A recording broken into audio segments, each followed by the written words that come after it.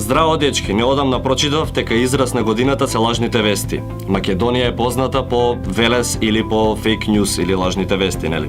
Затоа решив малку да истражам за како кога ги читаме вестите да знаеме што читаме или каква им е целта на медиумите, односно дали го слушаме радиото или веќе вестници ни нема. Прво, кој е авторот?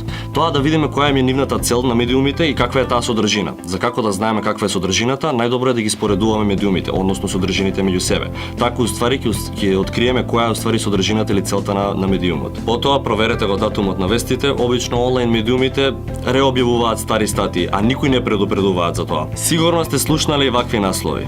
Нема да ми се верува што се случило. Скандал! Општ хаос владее во центарот на Скопје. Колку пати сте прочитале вест со сензационалистички наслов? Обично, на тие медиуми целта им е да добијат повеќе кликови. Затоа не им го давајте вашиот клик. Исто така проверувајте ги изворите. Фразите како и велат аналитичарите и граѓаните, мислам дека не е доволно да им се верува. Затоа читајте, споредувајте и проверувајте.